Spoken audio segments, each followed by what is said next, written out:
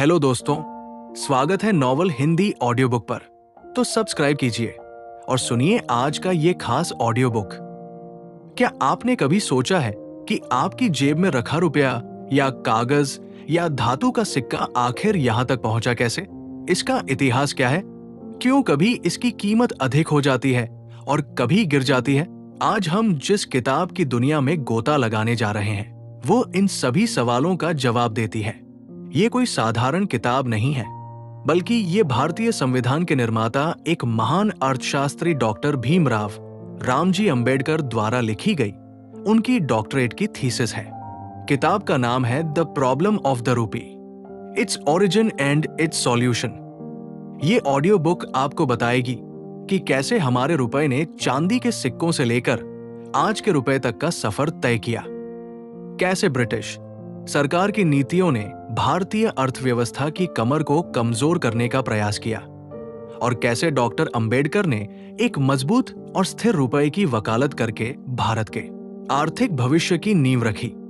ये audio book काफी लंबी और गहरी होने वाली है, इसीलिए मैं आपसे अनुरोध करूंगा कि इस वीडियो को पहले ही कहीं शेयर कर दें या सेव कर लें, ताकि आप इसे अपनी सुविधा के अनुसार छोटे छोटे हिस्सों में ब्रेक ले लेकर आराम से सुन सकें और समझ सकें। तो चलिए मेरे साथ इस ज्ञानवर्धक सफर पर और जानते हैं हमारे अपने रुपए की अनसुनी कहानी।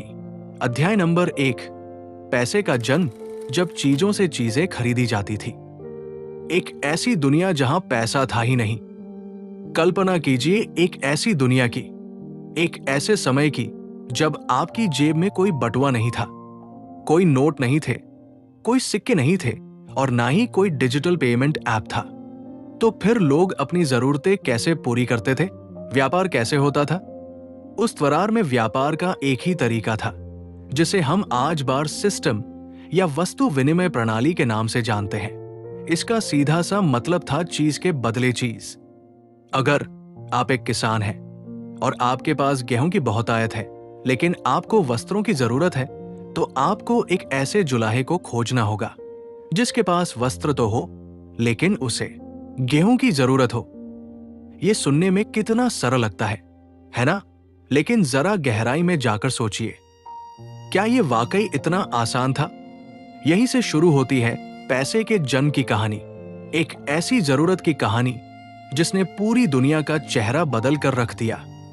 इस प्रणाली की सबसे मुख्य समस्या थी जरूरतों का दोहरा संयोग, यानी आपको ठीक उसी व्यक्ति को खोजना होता था जिसके पास वह चीज हो जो आपको चाहिए और साथ ही उसे ठीक उसी चीज की जरूरत हो जो आपके पास है। सोचिए, आपको जूते चाहिए और आपके पास चावल है।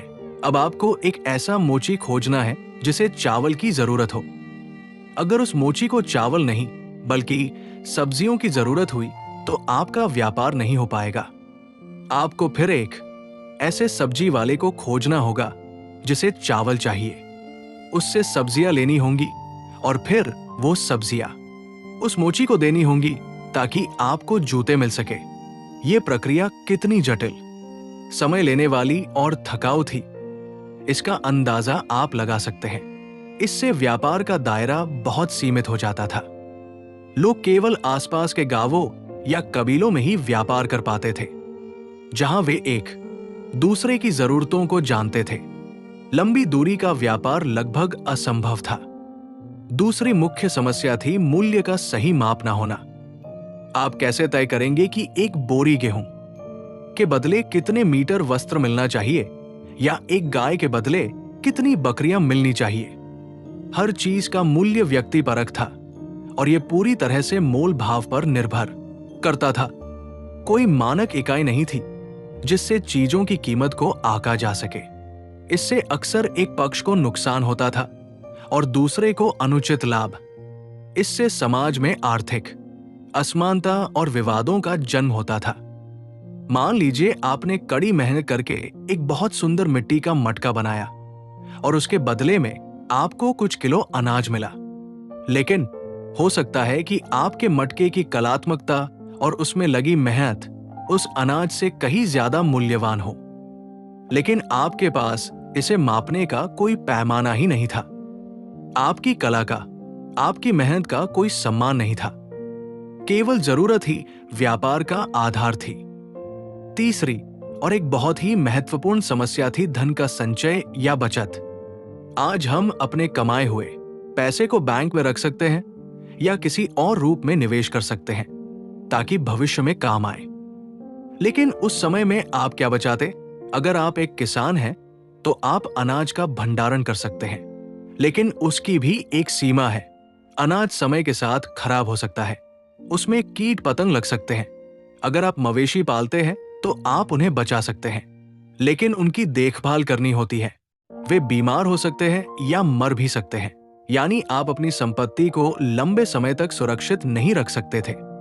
इससे लोगों में भविष्य के लिए योजना बनाने और अपनी आर्थिक स्थिति को मजबूत करने की प्रेरणा कम हो जाती थी।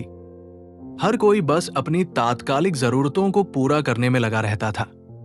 इससे विशाल पैमाने पर उत्पादन और आर्थिक प्रगति की गति बहुत धीमी थी। और एक और समस्या थी चीजों का विभाजन। मान लीजिए आपके पास एक पशु है और आपको एक जोड़ी जूते चाहिए जिनकी कीमत उस पशु से बहुत कम है। तो क्या आप उस पशु का एक पैर काटकर मोची को दे देंगे? ये असंभव है। कई चीजें ऐसी होती हैं जिन्हें छोटे हिस्सों में नहीं बांटा जा सकता। इस वजह से भी कई व्यापार हो ही नहीं पाते थे। इन्हीं सब समस्याओं ने इंसान को ये सोचने पर मजबूर कर दिया कि कोई तो ऐसी चीज होनी चाहिए जो व्यापार को आसान बना दे। कोई ऐसी चीज जिसे हर कोई स्वीकार करे, जिसके मूल्य पर सब सहमत हो, जिसे आसानी से कहीं भी ले जाया जा सके, जिसे लंबे समय तक संचित किया जा सके और जिसे छोटे छोटे हिस्सों में बांटा भी जा सके। इसी खोज ने, इसी जरूरत ने जन्म दिया मुद्रा या पैसे को। शुरुआत में लोगों ने ऐसी चीजों को पैसे के रूप में इस्तेमाल करना शुरू किया जो दुर्लभ थी, टिकाऊ थी और जिनकी समाज में कुछ कीमत समझी जाती थी, जैसे कि सीपिया, मनके, नमक या विशेष प्रकार के पत्थर। ये पैसे के विकास का पहला चरण था। इसने वस्तु विनिमय की कई समस्याओं को हल कर दिया। अब आपको जरूरतों के दोहरे संयोग की चिंता करने की जरूरत नहीं थी। आप अपना गेहूं किसी को भी बेचकर सीपिया ले सकते थे और फिर उन सीपियों से किसी और से वस्त्र खरीद सकते थे। सीपियों ने एक माध्यम का काम किया, लेकिन इसमें भी समस्याएं थी। अलग अलग जगहों पर अलग अलग चीजों को मुद्रा माना जाता था।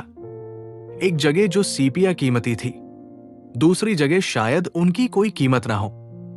उनका मूल्य भी घटता बढ़ता रहता था। इसलिए एक ज्यादा स्थायी और सार्वभौमिक समाधान की जरूरत महसूस होती रही। और यही से कहानी में प्रवेश होता है धातुओं का, विशेष रूप से चांदी और सोने का।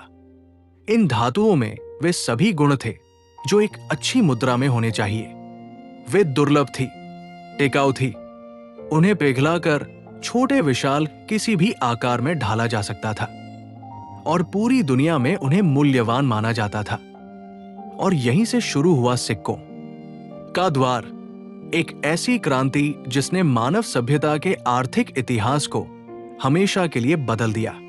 लेकिन भारत में यह सफर कैसा रहा? कैसे चांदी के सिक्कों ने यहां की अर्थव्यवस्था पर राज किया और फिर कैसे अंग्रेजों के आने से इस पूरे खेल के नियम ही बदल गए? इन सवालों का जवाब हमें अगले अध्याय में मिलेगा, जहां हम भारत के प्राचीन मुद्रा इतिहास से लेकर ब्रिटिश राज की शुरुआत तक के सफर को देखेंगे। क्या आप जानते हैं कि एक समय ऐसा भी था जब हमारे रुपए की कीमत चांदी की कीमत से तय होती थी? ये सब कैसे काम करता था और अंग्रेजों ने इसमें ऐसा क्या बदलाव किया जिसने भारत की आर्थिक कमर कमजोर करनी शुरू कर दी? जानने के लिए बने रहिए हमारे साथ। ये चैप्टर यही समाप्त होती है। यदि आपको चैप्टर अच्छी लग रही हो तो लाइक, शेयर, कमेंट और सब्सक्राइब जरूर करें और हमारे चैनल के सारे प्लेलिस्ट को एक बार जरूर विजिट करें। आगे के चैप्टर के सारे अपडेट पाने के लिए बेल आइकन को जरूर दबाएं। धन्यवाद।